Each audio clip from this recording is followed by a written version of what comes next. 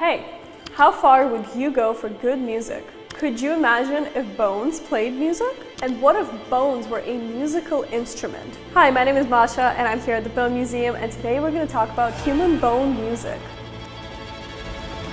This is an x-ray of the human neck and spine that has actual music etched into it. This is a Soviet vinyl that had multiple names, including bone music, ribs, or music on bones. For reference, this is the body part where this x-ray was taken. I know it's kind of hard to make out, but this is 60 years old.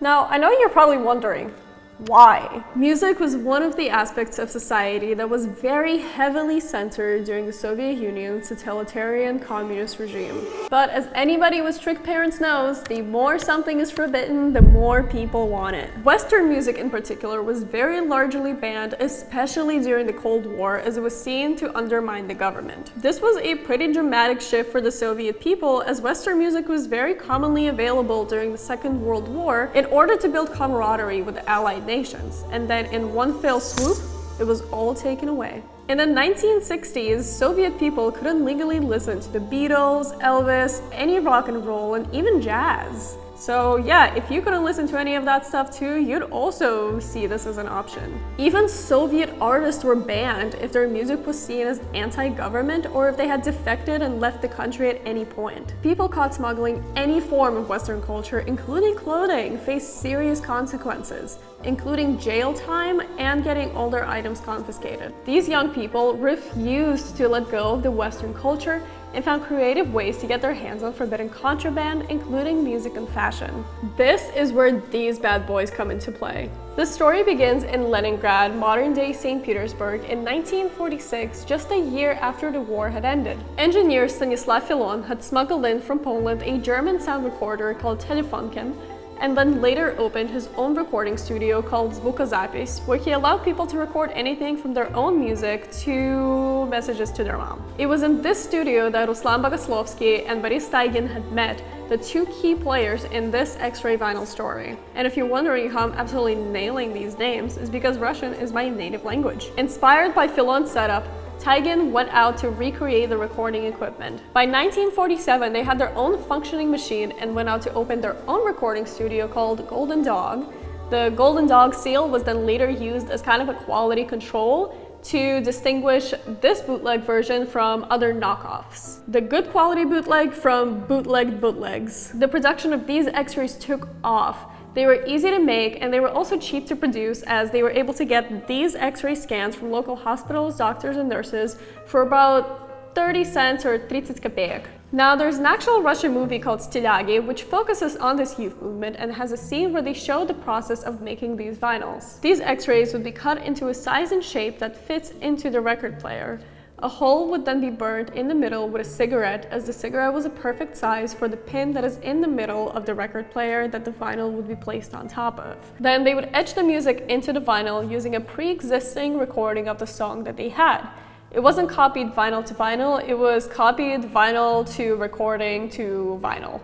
You can actually even kind of see the jagged edge from where the cigarette would have burned the hole. Each week, hundreds of these recordings would be produced, and despite the rather poor quality of the sound, people still loved them. People described it as listening through the noise, and the grainy, static sound of the music actually made the people appreciate it more, as they really had to listen in order to be able to decipher the tune. Here's a clip from a Ukrainian documentary where you can hear what this recording would have sounded like. Now, these recordings also wouldn't last very long and would start to deteriorate only after 2 or 3 listens, so you really had to make it count. But why specifically X-ray films? Wouldn't they think that would be a dead giveaway? Why not just use some good old-fashioned vinyl? Well, vinyl was incredibly hard to come by and was very expensive if you did manage to find some. And X-ray films were cheap and durable. You can even think of them as predecessors to flexi discs or photo sheets, which followed suit in the 60s and were thin sheets of vinyl that would usually be inserted into magazines that you could play on your regular turntable. As the X-ray vinyl's popularity soared, more and more people started coming up with their own recording devices and selling their own versions of these vinyls. And of course, with all the good things, there were scammers that would just sell round sheets of x-rays that had absolutely no music on them. But the Soviet Union government soon did crack down on this underground operation. This did not stop the people. In fact, some of them would set up shop directly across from government buildings such as universities and government headquarters and would sell these vinyls right under their nose. There were up to 60 people in Leningrad that were arrested for this operation, including Boris Steigen, who got sentenced to 5 years, and Ruslan Bogoslovsky, who went to jail for 3 years once and then 2 more times, and each time he was released he came out with new ideas of how to perfect his craft and how to make the music better. So he would go to jail and then he would come out, do it all over again, go back to jail, come out, and do it all over again. And then would go back to jail and then would do it better. These underground vinyl producers were known as Rentgenestat. This was a play on the term samizdat, which is a term used for people that would push illegal literature. These x-ray slides would be purchased for about 30 kopecks or 30 cents, and then would be sold for about 1 ruble or $1. So a pretty good margin. Western music eventually found its way into the USSR legally as the Iron Curtain started to give. Cliff Richard was the first rock act to play in the Soviet Union and held 12 concerts.